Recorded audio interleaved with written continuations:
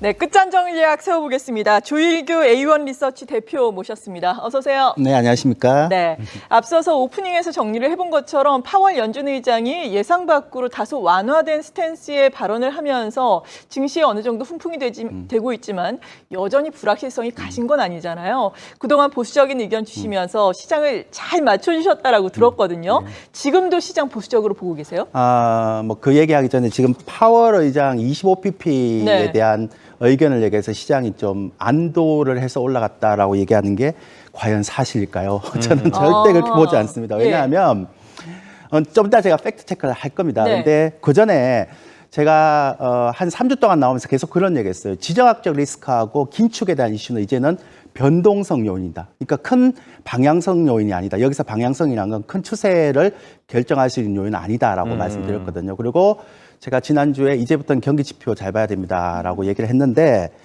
어제 파월이 25pp를 인상할 것이다라는 얘기를 했다고 해서 시장이 올라갔다고 얘기하는데 과연 전혀 말도 안 되는 얘기죠. 왜냐하면 러시아가 이제 전쟁을 딱 할 때요. 네. 그 전에 소비자 물가 지수가 7.5가 딱 나올 때 그때 페드의 3월 금리 인상 가능성이 50bp가 98%였어요. 그렇죠. 근데 러시아가 전쟁이 딱 나고 나서 3일 뒤에 페드의 3월 금리 인상 전망이요. 25가 85% 올라갔어요. 네. 확 바뀌었어요. 심지어는 월스트리트에서 어떤 얘기까지 나왔는가 하면 일부에서 양적 완화를 다시 해야 된다.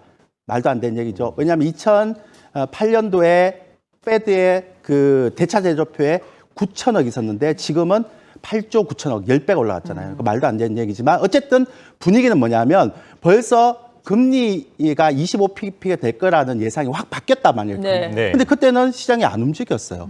근데 파월 의장이 그거 한마디 했다고 시장이 안 돌리려 할까요? 그럼 말이 안 되죠. 그러면 왜 갔을까요?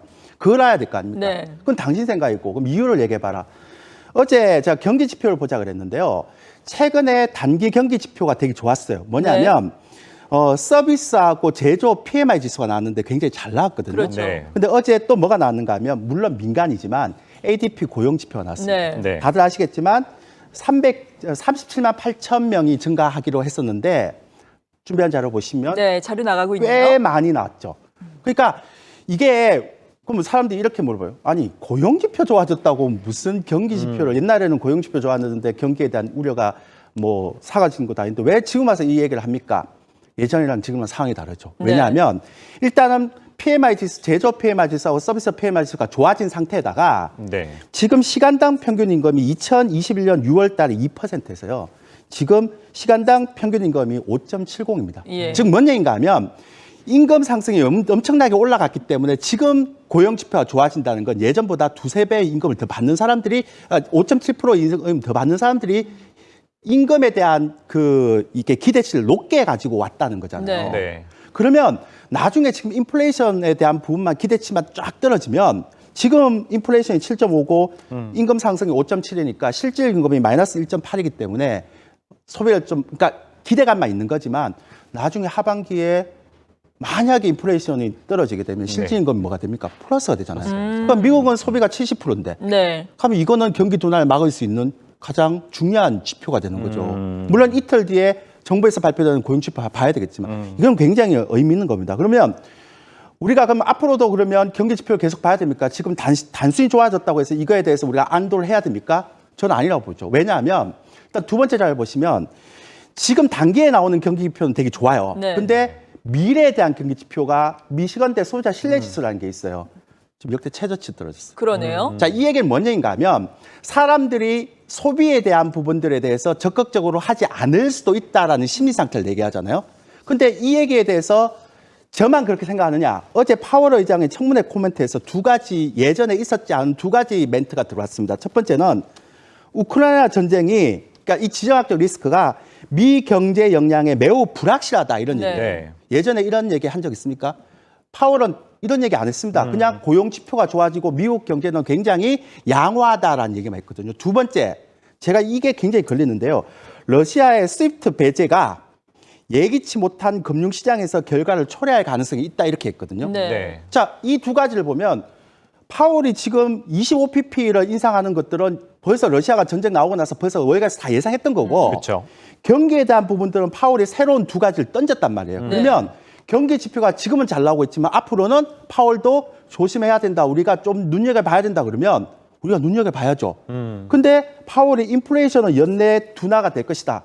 뭐 이거는 믿거나 말거나. 왜? 작년에는 뭐 일시적이라고 그랬는데 안 맞았으니까. 근데 경기에 대한 부분은 처음으로 얘기했으니까 봐야 되죠. 그러면 제 결론은 단기적으로는 괜찮아요. 왜냐하면 경기 지표가 단기에 계속 좋아지니까. 근데 중기적으로는 미시간대 소비자 신뢰 지수, 그다음에 파월의 이런 전망을 보면 아직 경기가 완벽하게 둔화에 대한 리스크에서 벗어난 건 아니다. 이렇게 볼 수 있겠죠. 그래서 저는 3월 달은 괜찮을 것 같아요. 2600선 초반에서 한 2800선 초반까지. 그런데 이게 끝일까에 대한 부분은 저도 파월 의장과 같이 맥을 하도록 하겠습니다. 네, 그런데 러시아의 스위프트 제재와 관련해서 러시아에 대한 제재가 있고 또 러시아와 우크라이나의 지정학적 리스크가 고조되면서 지금 원자재 가격이 많이 그렇죠. 오르고 있잖아요. 이에 따라서 미국도 인플레이션 압력이 더 가중될 텐데 이러한 부분은 어떨까요?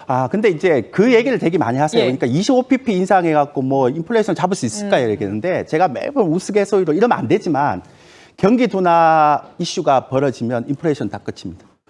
그렇잖아요. 그러니까 결국은 이게 오면 안 되지만 만약에 이런 부분들이 오게 되면 실질적으로 인플레이션 끝이죠. 그리고 어제 파월이 뭐라고 얘기했는가 하면 이게 영어로 돼 있는데 지난번에 험블 앤 님벌 그랬단 말이에요. 그러니까 여기도 어디 보면 need to be nimble 그랬잖아요. 험블은 뭐냐 하면 굉장히 겸손하겠다. 왜?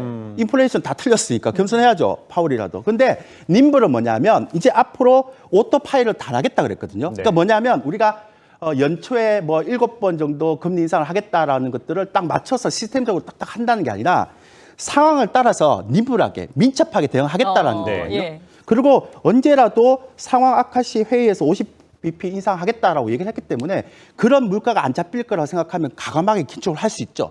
그 가능성이 열어놨습니다. 근데 지금은 경기 상황이 좀 더 우려가 되니까 25pp를 인상했다 이렇게 보는 게 맞겠죠. 그리고 또 궁금한 것이 중국에서 양회 이제 열리게 되잖아요. 여기에서 경기 부양책이 나오게 된다면 우리 증시에 어느 정도 훈풍이 될까요?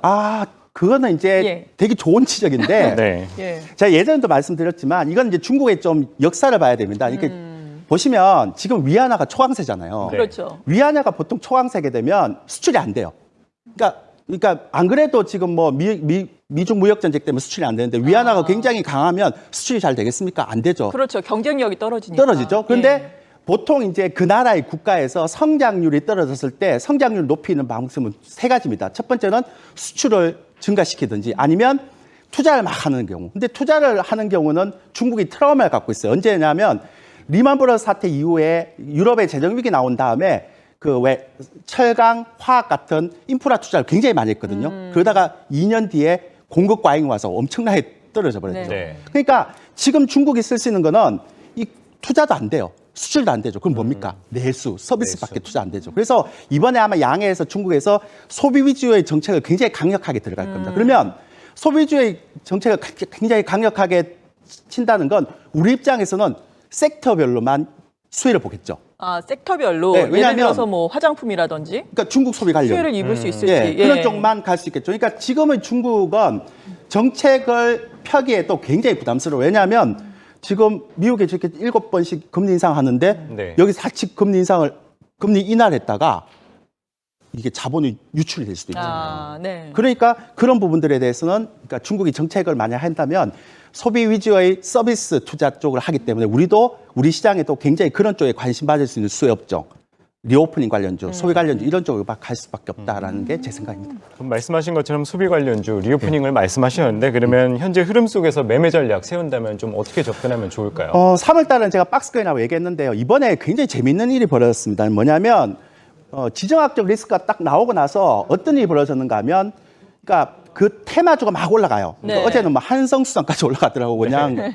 이건 말이 안 되는데 근데 그 우크라이나 그러니까 지정학적 리스크에서 같이 올라가는데 그러니까 올라가는 종목들 중에 우리가 옥석을 가려야 돼요. 그러면 실질적으로 이것 때문에 더 업황에 대한 턴어라운드가 되는 업종을 찾아야 되죠. 대표적으로 조선업종. 원래도 에너지의 체인지가 나오는데 이런 형태가 나왔으니까 조선업종이 가장 좋고요. 그다음에 제가 개인적으로 계속 말씀드리지만 대선이 끝나면 정책 관련주가 또 부각되지 않습니까? 그런데 가장 제가 볼 때는 부동산 정책 말고는 없어요. 네, 오늘 그러니까 건설주 좋더라고요. 예, 그런 형태고요. 그다음에 세 번째는 아까 말씀드린 중국의 전인데 중국의 정책은 뻔하잖아요. 이제는 뭐 어떻게 네. 뭐 설비 투자 어떻게 해요? 그러니까 못 하니까 수출 안 되고 설비 투자 안 되면 아마 소비를 키워서 내수를 확장시키는 형태. 그러면 리오프닝 관련주.